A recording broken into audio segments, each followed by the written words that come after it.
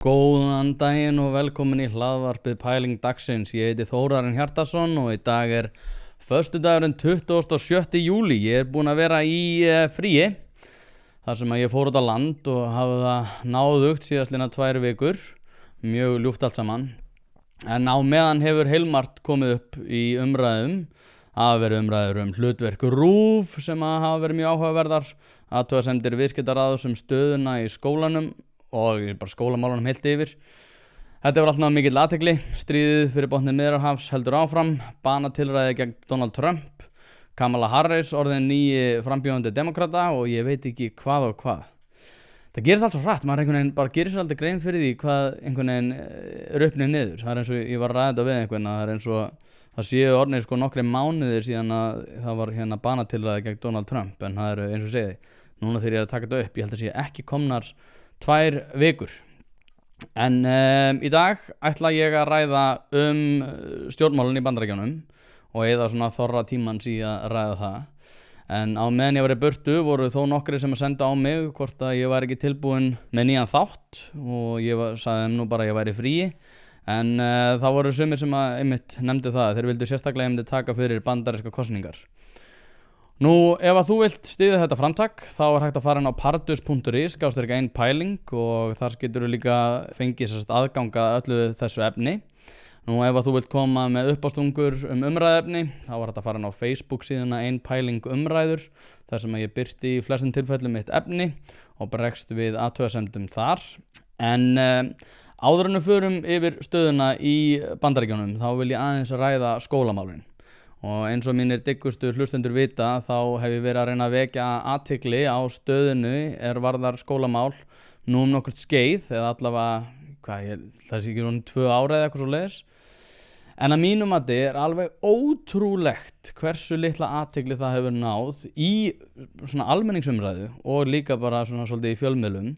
Og þá sérstaklega hvað staðan er orðin slæm. Þetta kemur oft þegar PISA-kannanir koma út, þá er talað um þetta í einhverja 2 vikur og þetta er orðið svona heila aðhlátursefni hjá þeim sem eru að reyna að vekja athygli á þessu. Þetta nær einhvern veginn bara athygli í einhverja, þá svona stuttu athyglisspönn sem að við höfum úr að móða í dag. En nú er, eins og segi, þetta er einhvern veginn aðeins byrjað að breytast og þetta er meira til umræðu. Og sko, það er eiginlega frekar áhugavert að fylgjast með því að þeir sem hafa svona verið að verja núverandi kerfi og farið svona hvað hæst í þeim efnum, að þau eru núna, það sem kom út skýrsla hjá Tryggva Hjaltasyni þar sem hann fór yfir stöðuna og sérstaklega með stöðu drengja og hversu slæm hún væri. Og þá fóru að koma einhver svona ótrúleg skrif frá ýmsum aðilum þar sem að þeir voru að fjalla það að þetta væri nú eitthvað bara sem að væri ekkert athugavert út af því að stelpuna væri bara að standa sig svo vel og þar alveg væri bara strákar í fínum málum. Þetta er búið að vera ótrúlega skrítið. En einnig sem er kannski svona skrítnasti þátturinn að það er búið að vera að ræða hversu dýr þessi skýrsla var. Það er að segja þessar 13,7 milljónir pluss vaskur eða 17 milljónir krónur í heildina sem að, sko, ef við líka tökum saman einhverjar tölur það hvað er verið að fara í alls konar skýrslur og þá er þetta náttúrulega alls ekki dýr skýrsla. En þeir sem hafa verið svona verja kerfið og hafa verið svona ötulastir í því að verja sína, ég ætla bara að reyna að leiða mér að segja, eigin hagsmuni í þessum efnum, eru búin að vera einmitt að tala það, hversu dýr skýrslan er. Og ég er ekki grínast, það er sko fólk sem að kalla sig sérfræðinga sem að kvartar yfir því að, eins og segi, 13,7 milljónir, ok, slattapening, örugglega, alls ekki í stóra samhenginu, sérstaklega ekki ef þetta hefur einhver áhrif til batnaðar fyrir unga drengi. En sko, nú veit ég ekki nákvæmlega hversu háa upphæð Tryggvi fékk og hvernig þessari upphæði var skipt, en Tryggvi Hjaltason náttúrulega kom til mín í hlaðvarpið Einpæling þar sem við ræddum þessa skýrslu og hann var eini höfundurinn að henni ég held að samt hann hafi fengið alveg fólk til þess að ráðfæra sig við. Ég bara þori ekki að fara með það.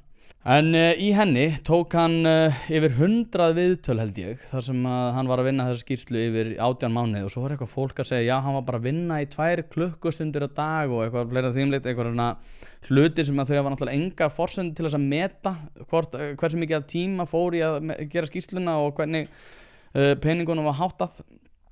En það nú eiginlega að segja frá því, það var svo félagi minn hringdi í mig þegar þetta fór af stað allt. og hann sem sagt í áhættu fjármagnsstýringu hjá stóru fyrirtæki eða eitthvað á þá leið. En hann hringdi í mig sem sagt og hann var alveg hláturskasti út af því að hann sko skildi ekki umræðunar út af því að hann var einmitt að ræða það sko að þegar þú ert að fá greinendur til þess að sko meta stór gögn og stór svona gagnakerfi eða kerfi sem að fara með stór gögn að þá kostar það sko ótrúlega fjármuni eins og með, þú veist, tökust það bara McKinsey að fá þá til að koma með einhvers konar ráðgefandi álit og skýrslur kostar sko galnar upphæðir og 13,7 milljónir er náttúrulega bara einhver brandari þegar þú ert að fá sérfræðing frá CCP til þess að vinna í 18 mánuði. En samt sem áður, eins og segi, þá er þetta það einn og ef ég var hreinskilinn, þá er svolítið gott að við séum komin á þann stað að þeir sem eru að verja núverandi stöðu séu komnir svo mikið í reipinn að eina sem þeir hafa til þess að verja þessa hagsmuni sem það er í núverandi kerfi er að það sé bara of dýrt að vera með einhvers konar betrumbætur. En ég segi, þetta er allt skref í rétta átt og ég held að náttúrulega óþol almennings og sérstaklega foreldra gagnvart núverandi stöðu, já, svo þolinmæði er bara á þrotum sem betur fer.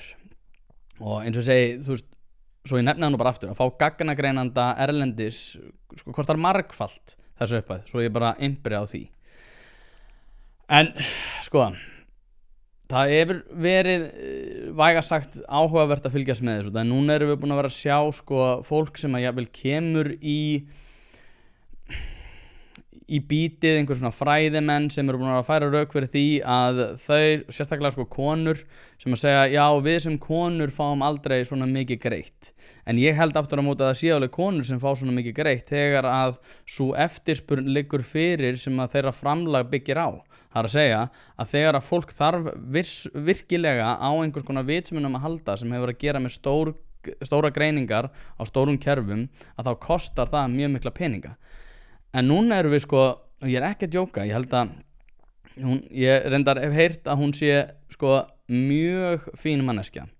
En Sigga Dögg kom í bítið eða Reykjavík síðdegis og sko hún er held ég kynfræðingur eða kynjafræðingur sem að náttúrulega var að hérna á sínum tíma að tala um það hvað OnlyFans væri í rauninni bara væri í rauninni ekkert svo neikvætt og það að ungar stelpur væru að byggja sinn frama á því að vera að búa til erotískt efni fyrir einhvers konar svona digital pimpa væri raunin ekkert svo slæmt því að við einhvern veginn þyrftum bara að vera opinn fyrir þessu og svona er þetta allt horfið úr umræðinu út af því að núna er bara, nei, sko þetta er ekkert búið að vera frábært og allar þessar stelpur sem eru búin að vera að fjalla um þessi mál eru náttúrulega bara að segja hversu ömurlegt þetta er og hversu hræðilegt þetta er fyrir geðheilsuna og fleira þvíumlíkt og eins og segi, svo umræði náttúrulega bara horfin en hún sem sagt kom fram í bítinu eða Reykjavík síðdegis, ég bara get ekki muna hvort það var það sem hún fjallaði með það bara, heyrðu, ég skil nú ekki út af því að þegar ég rukka fyrir mína sérþekkingu þá fæ ég aldrei svona mikið borgað og sko ég ætla bara að segja eins og þetta er ekki sama vinnan það er ekki sama þekking að geta greint stór gögn í stórum kerfum sem hefur gríðarleg áhrif á samfélagið allt og að mæta á hádegisfundi þar sem þú kennir fræði sem að eins og ég segi, leiðir mann að þeirri niðurstöðu að ungar konur sem byrja að gefa út erotískt efni á OnlyFans muni bara örugglega ekkert sjá eftir því og sko, ég ætla að sýna ykkur smá bút úr þessu viðtali. Þetta vakti gríðarlega athygli, bæði þessu upphæð og líka að þessi eina maður hafi fengið þetta verkefni algjörlega, af því að eins og í þínum hópum sem þú hefur verið, þá hefur verið að leita til fræðafólks og fólk sem er fagþekkingu sem virðist einhvern veginn ekki hafa verið í þessu tilviki. Hvernig heldur að hver er þín útskýring á þessu? Af hverju er þessi einu maður að fá þetta en starfshópur fullur af velmenntuðum konum, fagfólki fá ekki rétt greitt? Ég held að við séum svolítið þarna að díla við bara að það var einhver, ég held að var fyrir þessu árið þá var að tala um að Ísland greindist svo hátt í spillingu og ég held að við séum bara að sjá ótrúlega mikla frændsemi og við þurfum bara að fara að tala spillingu á Íslandi svolítið tæpitungulaust. Myndirðu merkja þetta sem spillingu? Absolutt, þetta bara, heyrðu, ég fekk hugmynd og ég þekki þig og ég er með númerið 1, ég hef vikt í samfélaginu, ég rek stórt fyrirtæki, orðið mín skipta máli og það er hlustað á mig. Við sjáum það með alls konar auðkýfingar samfélagsins, þeir eru fengnir inn í alls konar viðtöl með einhverja skoðanir á rafmagnsbílum og matarsóun og sem eru bara eitthvað, hvað er að frétta? Þú veist, af hverju ert þú að tjá þig þetta? Af hverju farið þetta pláss? Að ég er búin að reka einn á stórt fyrirtæki, marga milljarða og ég var að selja það og nú er ég pláss. Mér finnst það svona ekkert út á hann að manna setja, en hann hefði þátt að virka allt flotta fólkið og þau sem hann þekkir ekki, þá segir hann við einafræðamannsku, hvernig ættum við að fá inn í þetta? Þið eru hæfar en ég til að skrifa þetta, en ég get kannski komið fjármagn inn í að ég kann að ná í peninga. Skilju, ef það er þess að strandar á og svo þegar við unnum þessa skýrslu og klárum þessa skýrslu og afhendum hann í hendur og ráðherra, ég horfði á hann, ég horfði á Una Lilju og ég sagði, helvíti verið þessi fín í skúfunni hjá þér, lakaði ekki til að stingina ánga og hún var bara eitthvað, þessi er ekki að fara í skúfuna og ég bara, mitt sjáumst. Til að hafa til sambur, er þetta svipuð, er þetta berið þessa skýrslu saman? Já, algjörlega þetta berið þessa, já, alveg þetta berið þessa saman. Hún kostaði 0 og þessi kostaði 17 milljónir. Hún kostaði nefnilega ekki alveg 0. En eru konur ragar að rukka bara almennt? Já, þær eru það og þær rukka lægra. Er það að konur séu ragar að rukka eða er ætlast til þess meira, eða er það bæði? Bæði. Já. Það er algjörlega bæði og við erum rosalega mikið prúttaðar niður og ég er farin að segja meira við aðrar konur, þú ert núna kona, að prútta mig niður sem aðra konu. Við þurfum að hjálpa stað hérna. Ég er ekki ósanngjörn. Segðu mig bræðar ákveði budget, ekkert mál, en stöndum hérna saman. Ekki prútta mig niður því ég veit að maðurinn sem var að tala á undan mér, sem er ekki með jafnmikla menntun og ég í sínu fæin var að tala sitt fag, var að fá 2-falt greitt. Ekki prútta mig niður. Og þetta er þess að við þurfum að standa í. Ég var að standa í þessi 14 ár.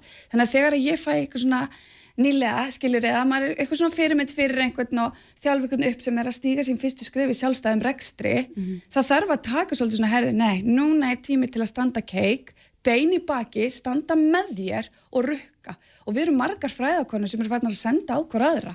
Og bara, ég er í kasti við tímalaununum mínum, er ég ógeðslega frek? Og það eru bara, nei, þetta er í lagi. Og maður er bara, takk, ég ætla að senda hana reikning og loka augunum og byrja til Guðs og fara með 10 bænir. Þú veist, liggum við. Þetta er fáránlegt. Ok, kannski er ég að vera fullleiðilegur með því að vera eitthvað að byrta þetta myndband og eitthvað. Ég, sko, eins og segi, ég þekki fólk sem að þekkir hana og þau segja öll að hún sé alveg frábær, hún Sigga Dögg. En mér finnst þetta samt alveg lýsa ákveðinu svona viðhorfi gagnvart því að ég meina masterskráða er ekki það sama og bara masterskráða. Þeir sem hafa sérþekkingu, sérstaklega, þú veist, tökum bara kjarasamninga sem dæmi. Mér finnst alveg mjög einkennilegt að sérþekking og reynsla sé ekki sko metin og mismunandi máta undir þeim formerkjum hvers konar hvaða sérhæfing hefur að gera með hvaða starf.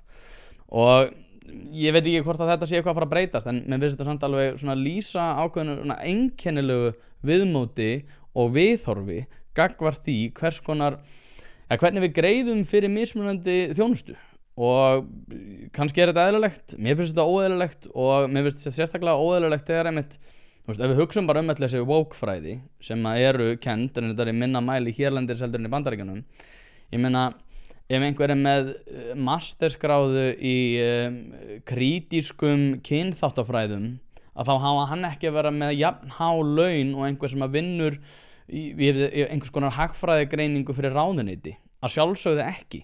Ég meina, mér finnst reyndar slík sérþekking hafi ekkert að gera með framlag viðkomandi og er örugglega verra fyrir vinnustæðin ef eitthvað er, en það er bara mín skoðun. Að kosningum í Bandaríkjunum, það sem hefur náttúrulega verið umtalsefni fyrir þessar kosningar er það sem að sprakk náttúrulega svolítið í andlitið á demokratum sem að var það að Biden, það er bara hvort að Biden gæti einfaldlega verið á staðnum og svarið við því var að sjálfsögðu nei og ég nefndi þetta stuttlega í síðasta þætti sem að kom út daginn eftir kappræður milli Donald Trump og Joe Biden, þar sem að Biden náttúrulega kom einfaldlega hræðilega út en það sem að kemur náttúrulega sko svo gríðarlega óvart að mínum mati er hversu mikið þetta kom fólki á óvart og þá er ég sérstaklega að tala innan svona hvað við segja stjórnsýslunni heild í Bandaríkjunum og sérstaklega demokrataflokkin því að þetta er alveg búið að vera morgunljóst í mjög langan tíma og þá segir fólk að býtu nú við, hann með talgalla, það nú ekki að afskrifa fólk fyrir smá talgalla. En málið það að Biden hefur haft talgalla alveg frá því að hann var ungur. Hann stamaði mikið þegar hann var yngri og hann vann mikið á því og náði að vinna sér svona svolítið í gegnum þann talgalla. Þetta var náttúrulega sérstaklega 2020, þá var þetta eitthvað sem hann nýtti í sinni kosningabaráttu, þar sem hann var að beita sig fyrir einhvers konar svona ímynd þess að ameríski draumurinn gæti vissulega verið eitthvað sem væri öllum fær. En það einfaldlega búið að vera sko ljóst núna nokkurt skeið að það ekki bara talgalla ræða, heldur hann sko bersýnilega að rörna mjög hratt. Þannig að blessunarlega búið að skipta honum út og inn á komin Kamala Harris. Þetta náttúrulega orðið rosalega þungt. Heyrst hefur að demokratar hafa vel verið sko að biðja Kamala Harris að virka 2005. breytingu eða svona amendment stjórnarskrárinnar að taka völdin af forseta ef hann hefur ekki líkamlega eða vitsmunalega burði og getu til þess að valda starfinu. Og svo hefur líka heyrst að Biden hafi einfaldlega verið nauðbeygður í að taka þessa ákvörðun vegna þessa, því að þetta var einnig að hafa gríðarlega mikil áhrif á ímynd demokrataflokksins í heild og sko miklu víðar heldur en bara á framkvæmdastiginu, þar sem öldungadeildarþingmenn voru farnir að hafa miklar áhyggjur á sínu sæti með þær tölur sem voru að koma fram í skoðanakönnunum. Og eins og segi, mér finnst þetta ekki vera mikil samsæriskenning með það að Biden var í raun að koma fram í hverju einasta viðtali og alltaf þegar hann kom fram þá var hann að segja ég ætla að fara gegn með þetta og síðan eins og ég segi eins og hann hafi bara einhvern veginn flippað. Ég held að það hafi ekki verið út af því að hann hafi sjálfur tekið þá ákvörðun. Hann var ekki sjálfur að hugsa það eins og hann sagði í ræðu sinni að hann væri að rétta keflið á næstu kynslóð, allavega ekki með það sem hann var að segja á sínum tíma, eða bara ekki sínum tíma, bara fyrir örskömmu. En eins og segi, kannski þetta bara sögusagnir.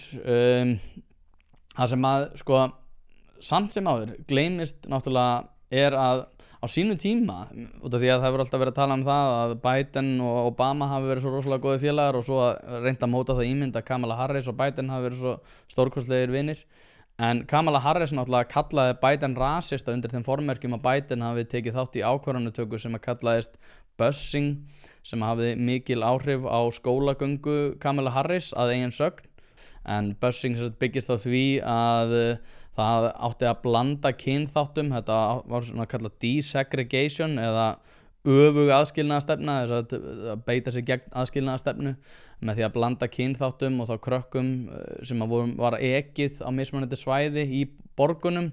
Þannig að svartir voru í rauninni keyrðir í svona hvítari hverfi og hvítir yfir í svört hverfi. Svo ég náttúrulega bara, eins og segi, það ótrúlegt að hugsa til þess að Biden hafi bara verið stjórnmálamaður á þessum tíma, því að það orðið svo ógeðslega langt síðan, en maður gerir sér ekki grein fyrir því sko að eins og segja, hún náttúrulega sagði I was that little girl, en eins og segja þetta var áhugavert, þetta var í kappræðunum 2020 sem reyndar mjög áhugavert að horfa tilbaka á, því að eins og segja Kamala Harris kom ekki vel út úr þeirri baráttu. Og þá ég ekki bara að tala út af því að það kom eitthvað svo margt í ljós, heldur það einfallega út af því að það var mikið, ég bara umtala það, hún stæði sig ekkert svakalega vel, en það kom samt eins og ég segi. Og Tulsi Gabbard hefur náttúrulega mikið verið að ræða þessi mál, þar sem að hún óð meðal annars í Kamala Harris þegar að þessar forvalskosningar 2020 voru. Og það sem að Biden náttúrulega bar sigur úr bítum, eins og allir vita. En þar óð Tulsi Gabbard í Kamala Harris fyrir það að vera hræsnari undir ýmsum formerkjum. Skulum sjá stutt myndbrot. Congresswoman Gabbard, you took issue with Senator Harris confronting Vice President Biden at the last debate. You called it a, quote, false accusation that Joe Biden is a racist. What's your response? I want to bring the conversation back to the broken criminal justice system that is disproportionately negatively impacting black and brown people all across this country today. Now, Senator Harris says she's proud of her record as a prosecutor and that she'll be a prosecutor president, but I'm deeply concerned about this record. There are too many examples to cite, but she put over 1,500 people in jail for marijuana violations and then laughed about it when she was asked if she ever smoked marijuana. She blocked evidence. She blocked evidence that would have freed an innocent man from death row until the courts forced her to do so. She kept people in prison beyond their sentences to use them as cheap labor for the state of California. And she fought to keep cash bail system in place that impacts poor people in the worst kind of way. Thank you, Congresswoman. Senator Harris, your response. As the elected Attorney General of California, I did the work of significantly reforming the criminal justice system of a state of 40 million people, which became a national model for the work that needs to be done. And I am proud of that work. And I am proud of making a decision to not just give fancy speeches or be in a legislative body and give speeches on the floor, but actually doing the work of being in the position to use the power that I had to reform a system that is badly in need of reform. That is why we created initiatives that were about reentering former offenders and getting them counseling. It is why, and because I know that criminal justice system is so broken, that I am an advocate for what we need to do to not only decriminalize, but legalize marijuana in the United States. I want to bring Congresswoman Gabbard back in. Your response, The bottom line is, Senator Harris, when you are in a position to make a difference and an impact in these people's lives, you did not. And worse yet, in the case of those who were on death row, innocent people, you actually blocked evidence from being revealed that would have freed them until you were forced to do so. There is no excuse for that. And the people who suffered under your reign as prosecutor, you owe them an apology. Senator Harris. En ok, pælum aðeins í því hvernig þetta líklegt, hvernig svona, sjáum fyrir okkur baráttuna. Ég ætla ekki að ræða einhver einstök fylki hérna í dag, þó svo að sé náttúrulega gríðarlega áhugavert umræðefni í sjálfu sér, þar sem að baráttan mun koma til með að snúast þessi barátturíki eins og sérstaklega Pennsylvania og nokkur önnur fylki sem eru kölluð svona baráttufylki og svo sem að sigrar þau öllum líkindum sá kandidat sem að mun koma til með að vinna. Það er eiginlega bara, það er 100%, það er svona ákveðin ríki sem eru ekki merkileg. Kaliforníu eru demokratar, Texas oftast var nú eitthvað talað það fyrir senstu kosningar að það myndi koma til með að vera blátt, en það er ekki að fara að gerast. En ég mun ekki ræða það sérstaklega, mér langar að horfa á þetta svona í víðara samhengi. Ef einhver vill kynna sér þau áhrif sem að þessi barátturíki hafa, þá mæli ég með því sem að Hermann Nökkvi hjá Morgunblaðinu hefur verið að gera, sem er einfaldlega frábært efni, þar sem hann hefur verið mikið að fjalla svona, svona praktískt eðli þessara kosninga. En mér langar eins og segja, ég ætla að horfa á þetta í víðara samhengi. Sko, staðan er náttúrulega gjörbreytt. Kamala Harris komin inn og undan því var náttúrulega sjálfsögðu ungur maður sem að reynda að ráða Trump af dögum. En Kamala Harris, eins og allir vita, verður frambjóðandi demokrata og undir þeim formerkjum í rauninni að demokratar gátu ekki horft fram hjá svartri konu sem væri varaforseti, þar að segja að hún ætti að vera einhvern veginn svona næst. Og sko, eru þetta hefðbundnar aðstæður í lýðræðis fyrirkomulagi? Mér finnst þetta, eins og segi, alveg mjög skrítið að það sé sjálfkrafa þannig að það sé settur á fram og settur á laggirnar í rauninni kandidat sem að nýtur ekkert sérstaklega mikils traust eða gerði það ekki núna fyrir bara örskömmu. Og í raun fyrir þetta gegn þeim prinsipum sem að þau lögðu grunnað þegar að Joe Biden átti ekki að verða forsetaframbjóðandi demokrata á sínum tíma. Það er að segja þegar Hillary Clinton tapaði fyrir Donald Trump árið 2016. Því að þá var einmitt Biden ítt út, en hún þurfti samt að fara í gegnum lýðræðislegt fyrirkomulag, sem var reyndar ekkert mjög lýðræðislegt eins og margir muna þegar Bernie Sanders var í rauninni, hvað var að segja, hún var ítt út eða undir þeim formerkjum að Donna Brazile og Debbie Wasserman Schultz létu til að mynda Hillary Clinton hafa spurningarnar fyrir kappræður, sem var náttúrulega alveg stórkostlega undarlegt.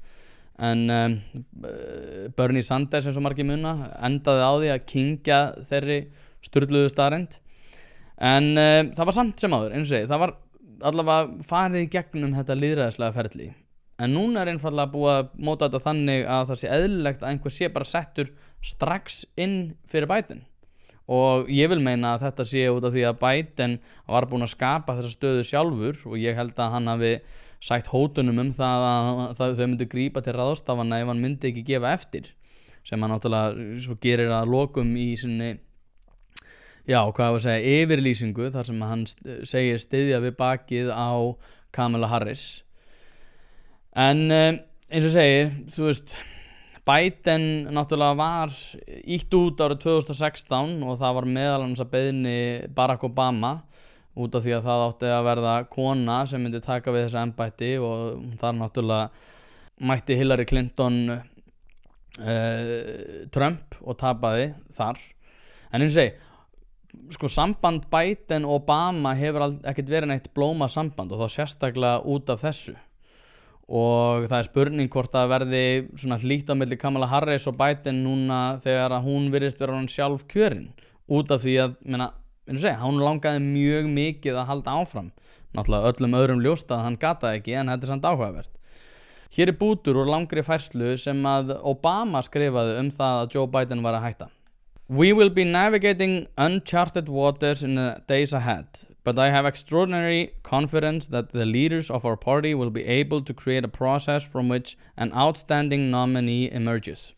I believe that Joe Biden's vision of a generous, prosperous, and united America that provides opportunity for everybody will be on full display at the Democratic Convention in August, and I expect that every single one of us are prepared to carry that message of hope and progress forward into November and beyond.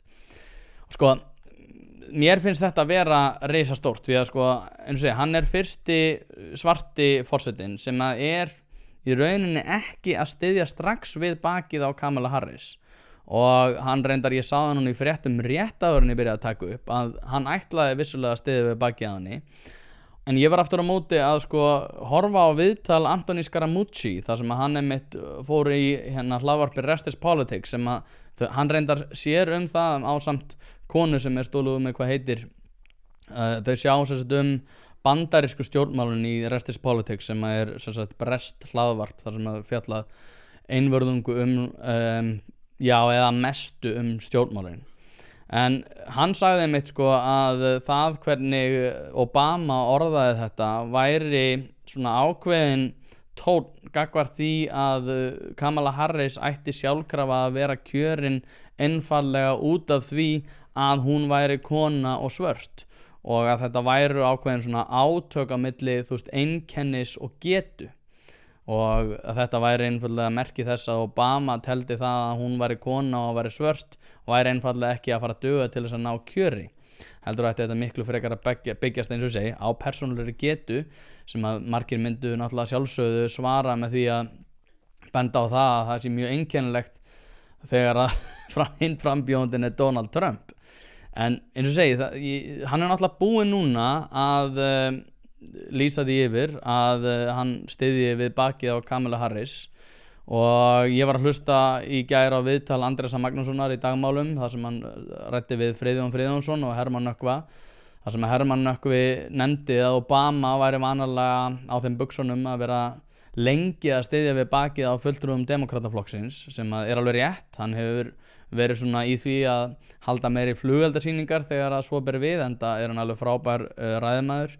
Friðjón nefndi einnig að þetta væri, hvað ég var að segja, svona almannatengla vinkillinn segi ég, væri að það væri farið að þessu öðruvísi. En ég, sko, það hvernig Obama skrifar þessa færslu, óháð því hvort hann sé búinn að styðja við bakið hann núna, menna, hann hefur sett sig mikið upp á móti þessum svona woke hernaði, hann hefur sett sig mikið upp á því, ég man nú ekki hvað, það var nú einhverju ræðu þar sem hann nefndi einmitt sko að þeir sem að væru að fara út og með einhvers konar skiltið með einhverjum svona pólitískum áræði væri í rauninni ekki mikill aktivismi. Aktivismin gerðist í svona látlausara umhverfi þar sem að fólk myndi segja sína skoðanir í grundaðri máli heldur hann að setja eitthvað á einhvers konar skilti og standa fyrir utan einhverja byggingu. Það svo sem sjónarmið. En eins og segi, ég veit það ekki, þetta eru kannski bara einhverja hugleiðingar sem að eiga ekki við rök að styðjast, en eins og segi, það mjög skrítið að hún eigist sjálfkrafa að vera og að það að vera með hefðbundið lýðræðislegt fyrirkomulag sé að horfa framhjá svörtu konunni sem að næst í röðinni. Og sko, ef við hugsum þetta líka bara þannig, ég meina, hugsa ykkur hvað þetta verður gott fyrir Donald Trump að geta mætt henni í kappræðum, þar sem hann getur sagt bara, þú veist, það vildi þið enginn, þú varst bara sett á laggirnar.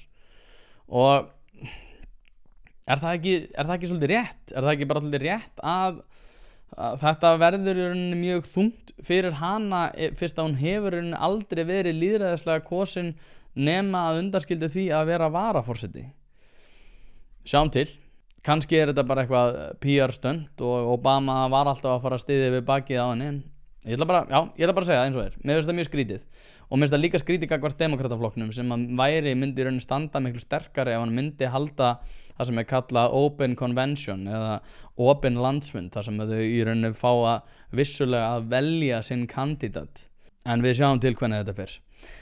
En eitt mikilvægt að muna að útlendingamálin hafa náttúrulega verið mjög mikilvæg vestanhafs eins og annar staðar og það var það verkefni sem var sett í hendurnar á Kamala Harris en þetta hefur verið gríðarlega mikið til umræðu undanfarna mánuði og fólk óánægt með það hvernig haldið utan hlutina í útlendingamálunum og þetta mun koma til með veikjana og demokratar vita þetta og það hefur verið sett á laggirnar alveg mögnuð herferð sem að felst í því að fara rök fyrir því að Kamala Harris hafi í rauninni aldrei verið einhvern veginn það mikið sett í það að vera á landamærunum. Og hvað bera þau fyrir sig í þeim efnum? Jú, það út af því að hún var kölluð Tsar landamærana, þess að Tsar sem að byggir á því að þetta vísar til þess að sá sem að, fór með ráð og drottnaði yfir ríkjum í Rússlandi fyrir febrúarbyltinguna árið 1917 hafi í rauninni verið Tsar og mér finnst þetta persónulega náttúrulega vera fáránlegt orðatiltæki í lýðræðisskipulagi og náttúrulega á ekkert skylt við lýðræðisskipulag og því ég sammála því og sammála þeim sem að segja að þetta hugtak eigi ekkert að vera notað en það breytir því ekki að það hefur verið notað og það hefur verið notað í sambandi við landamærin og hefur verið notað mikið einmitt í bandarískum breskum stjórnmálum. Þá sérstaklega vegna svona ríkisrekstur sem hefur að gera með svona neikvæðar hliðar þess svona undir formerkjum útlendingamála þið munið eftir Karl Browner sem var kölluð loftslagstsarinn undir Obama og undir Trump var náttúrulega John Bolton innanríkis öryggisstsarinn og svo ef ég muna rétt þá var líka nokkrir undir stjórn Clinton í sambandi við fangelsismálin sem að voru kallaðir einmitt tsar. Meira að segja Hillary Clinton þegar hún var í heilbrigðismálunum þá var hann kölluð heilbrigðisstsarinn sem kannski svona mjúkasta efnið sem hefur verið notað yfir þetta. Og eins og segi, vanalega hefur þetta alltaf verið undir hörðamálefnin eins og Kamala Harris í útlendingamálunum. Og hún var kölluð tsar á mjög víða og það eiginlega ótrúlegt að fylgjast með því spinni sem hefur verið átt sér stað á undanförnum í ákveðnum fjölmiðlum. Og horfaðu þetta myndband. Quote unquote border czar. Vice President Harris was not a border czar. Meantime, Vice President and border czar Kamala Harris facing some backlash. What he said about Harris and immigration was not true. She was never appointed border czar. And this will be her first visit to the U.S.-Mexico border region since she was appointed as the border czar by President Biden. People are going to have to counter the misinformation. You already hear folks talking about the border czar. She wasn't the border czar. President Biden tapped Kamala Harris, Vice President Kamala Harris, to be the border czar. Now, she wasn't the border czar. That's what Republicans labeled her. They were very critical of Kamala Harris, especially in her role as border czar. Now what she's up against is folks lying about her border record, calling her a border czar. Kamala Harris, who was appointed as the border czar. The Biden team didn't declare her the border czar. They wanted her to work on kind of the root causes of immigration. There has been so much criticism against Kamala Harris. You know, she was the border czar. Calling her sort of the border czar, which wasn't necessarily the case. So the border, if they weren't planning to address it in a major way, do not make her your border czar. She met with some of the Northern Triangle countries, but nothing has effectively changed. Þetta svolítið skrítið, en þetta náttúrulega, eins og ég segi, með bandarísk stjórnmál, þau byggja ótrúlega mikið á narratív byggingu og sérstaklega í aðdraganda kosninga og ég held að þetta sé eitthvað sem við verðum mjög mikið að fara að verða vitni af náttúrulega næstu vikum og mánuðum, við erum náttúrulega bara eiginlega, eins og segi, alltaf rétt fyrir kosningar, en sko frá mínum bætir séð myndi ég telja að þetta væri, sko það væri betra ef að sko Kamala Harris myndi vinna þessar kosningar, frá mínum bætir séð, en það eru samt líka, eins og segið, náttúrulega útlendingamálin voru hjá Kamala Harris, það eru mjög margir sem að vilja sjá það breytast, þá erum við ekki bara að tala um republikana, við erum líka að tala sérstaklega demokrata í Suðurríkjunum sem eru mjög reiður og þetta mun koma til með að hafa neikvæðar afleiðingar. En ég myndi vilja sjá Kamala Harris vinna eins og staðan er núna, en ef að Trump myndi vinna, að þá hefur það líka ákveðnar jákvæðar hliðar ef ég á að vera alveg hreinskilinn. Eins og ef að Trump vinnur þá fær réttrúnaðurinn rækilega á baukinn. Einhverjum gæti fundist það petty að ég sé að nefna það í þessu samhengi, að ég vilja einhver brjálæðingur sem elur á allskyns bulli verði forseti stærsta kjarnorkuveldis og valdamesta herveldi bara heimsins held ég frá upphafi. En staðreyndin er aftur á móti sú að mínum að tjáningafrelsi er okkar mikilvægasta frelsi og ef að við erum ekki með tjáningafrelsi þá eru öll önnur réttindi þýðingarlaus og ekkert hefur spornað jafn mikið við frjálsri umræðu eins og réttrúnaðurinn. Þannig að ég held að það sé fyrirsjáanlegt náðarhögg sem að hann hefur að sumur myndi segja að réttrúnaðurinn sé bara hann er að hverfa hvað sem er, þannig þyrfti nú ekki eins og þetta.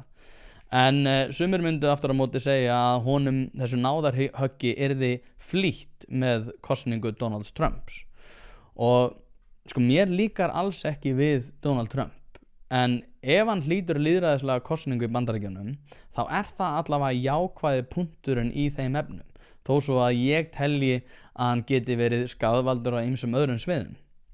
En talandi um lýðræði þá langar mig aðeins að halda áfram að hnýta í demokrataflokkin. Það er í rauninu ótrúlegt að fjalla þessi mál því að það er ekki liðna 2 vikur frá því að fyrrum forseti Bandaríkjanna komst hjá banatilræði í kosningabaráttu. En manni líður eins og það sé bara margir mánuðir síðan. Svo fljótt einhvern veginn gerast hlutinir í dag. En það er annað sem er líka mikilvægt að muna og mér langar að sýna ykkur stutt brot úr nýlegu ávarpi Joe Biden til þess að setja þetta í samhengi. You know, in recent weeks it's become clear to me that I need to unite my party in this critical endeavor.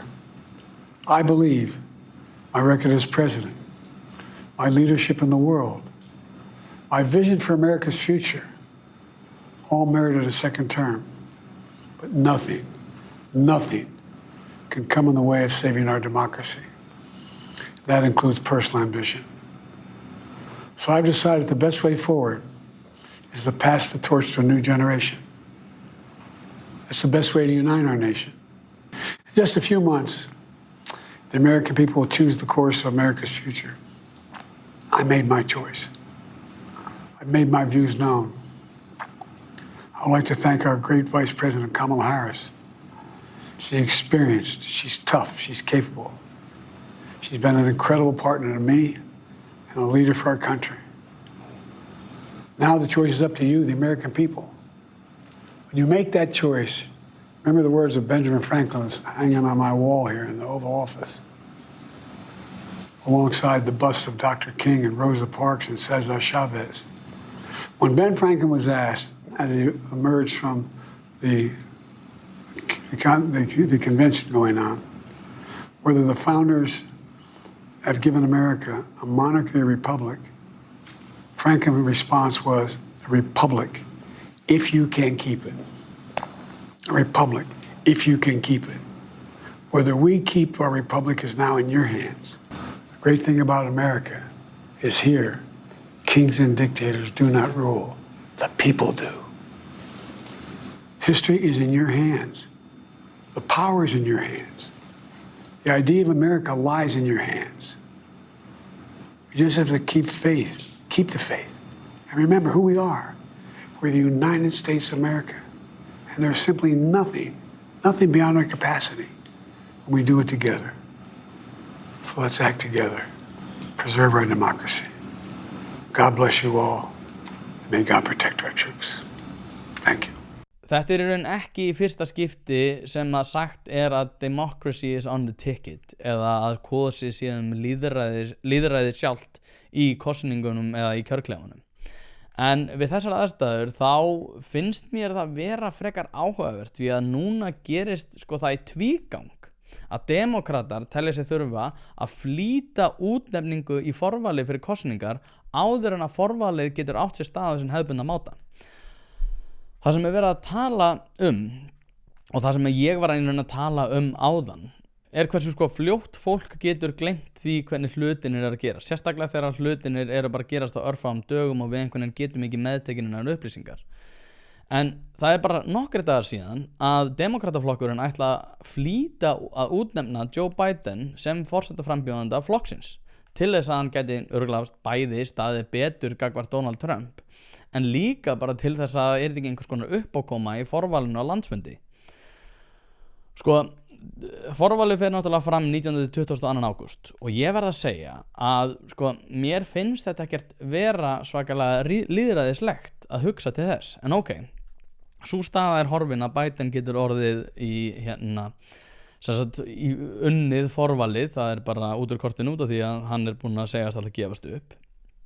En núna erum við komin í þá stöðu enn og aftur og þetta mjög ótrúlegt með að við stjórnmál í hennum vestræna heimi að það sama upp á teningu núna með Kamala Harris. Það að segja að núna að útnefna hana áður en að forvali getur átt sér stað. Þannig að við erum komin á sama stað. Þannig að landsfundurinn verður bara einhvers konar, kynna vara forsetefni, en þau ætla ekki einu sinni að halda almenna landsfund þar sem að fólk getur kosið það, eða kjörmenninni getur kosið nýjan frambjóðanda. Og það ekki ólýðræðislegt? Núna hefur það náttúrulega verið þannig að Robert F. Kennedy, hann bauð sig fram áður sem demokrata, hann ætlar núna fram sem sjálfstæður. En ég eins og segi, ég skil ekki alveg hvernig demokratar geta séð fyrir sér að viðhalda þessari stöðu þar sem að þeir segjast ætla að halda í lýðræðið með því að þau vinni, en eru samt ekki tilbúin til þess að takast á við lýðræðislega kosningu á landsfundi. Og þetta verður auðvitað eitthvað sem að verður mjög mikið sett fram í kosningabaráttunni, sérstaklega fyrir Donald Trump. Ég veit ekki, hann mun kalla hana leftovers Kamala Harris eða ólýðræðislegu Kamala Harris, og hvað ætla þau að segja á móti því? Og eins og ég fjallaði nú áðan, Tulsi Gabbard búin að vera mikið að fjalla þetta, og ég bara, eins og segi, ég er bara rambla núna, ég skil ekki hvernig þau ætla að segja að lýðræðið sé á kjörseðlunum þegar þetta eru þær forsendur sem að þau hafa skapað sjálfur sér. Hvernig þetta lýðræðislegt fyrirkomulag að kjósendur eru ekki að fara að kjósa frambjóðandann? Hún hefur ekki verið valin af fólkinu, en samt á að flýta forvalinu. Og þá segir fólki, jú, fólk er að fara að kjósa milli þessara tveggja flokka og það í því felst í rauninni lýðræðislega valið. En það ekki skrítið að í tveggja flokka kerfi, þegar það sagt að annar sé að berjast fyrir lýðræðinu og hinn fyrir einræði, sá sem að fara að berjast fyrir einræði sá sem að vann lýðræðislega kosningu, en sá sem að fara að berjast fyrir lýðræðinu ólýðræðislega kjörinn. Ég veit það ekki.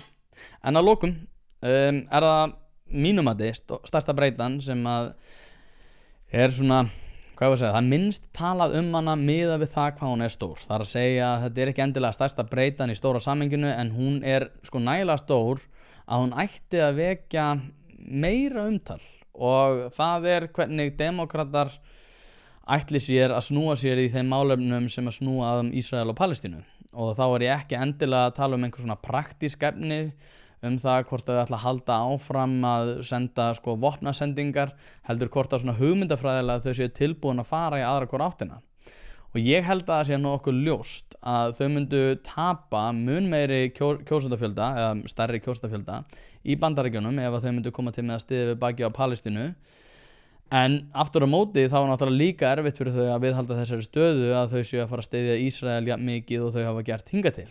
Út af því að Ísraelsmenn eru með gríðarlega, samband Ísraelsmanna og Bandaríkjamanna gríðarlega sterkt, ekki bara efnahagslega og ekki bara geopólitískt, heldur líka sko, já, og ekki bara vopnasendingana líka, þú veist, það menningarlega eru gyðingar mjög fjölmennir í Bandaríkjunum og hafa mikil áhrif og þá hefur verið talað Ísrael lobbyið í bók sem að John Mearsheimer og Stephen Walt skrifuðu á sínum tíma en í dag er staðan þannig að það eru mjög margir sem eru ósáttir við það magn af vopnum sem að Bandaríkjamenn eru að veita Ísraelsmönnum og þá eru mikill meiri hluti sem að styður við sko, Ísrael í samhengi við það sem þeir eru að berjast fyrir en eru kannski ekki endilega tilbúinu til þess að Bandaríkin séu svona stór hluti í þeirra baráttu og eins og margir hafa eflaust séð þá fekk Netanyahu standandi lófaklapp í bandaríska þinginu og það er ekki hver sem fær að halda ræðu þar en það samt alveg sko,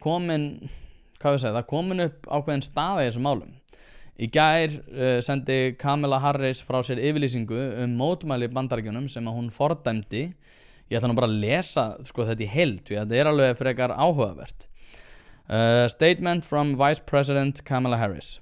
Yesterday at Union Station in Washington, D.C., we saw despicable acts by unpatriotic protesters and dangerous hate-fueled rhetoric.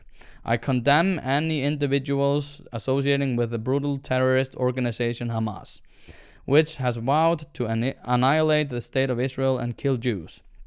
Pro-Hamas graffiti and rhetoric is abhorrent, and we must not tolerate it in our nation.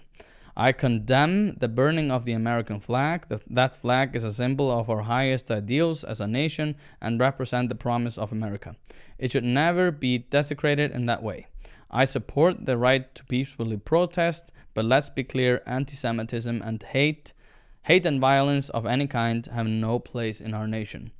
Og ég meina þetta hefur vakið mjög mikil viðbrögð og ég meina hún fór samt líka á fund með Netanyahu þar sem hún sagði að hún ætlaði ekki að gefa eftir svona málstað Palestínumanna sem að enginn veit hvað þýðir nákvæmlega. Þannig að svona fljótt á litið þá sko sérst alveg að þau virðast ekki alveg vita í hvorn fótinn þau að stíga. Sko ég samt, ef ég voru hreinskilinn þá ég sammála þessar afstöðu, mér veist fólk vera að haga sér eins og fífl og ég held að það hefði enginn valdið miklum skaða á málstað Palestínumanna eins og mótmælendur í vestrænum ríkjum sem að segjast vera að berjast fyrir rétti þeirra. Það enginn sem hefur í rauninni ollið meiri skaða og minnkað mikið vægi þess sem að eiga sér stað fyrir botni Miðjarðarhafs í því að það sé ekki framið þjóðamorð.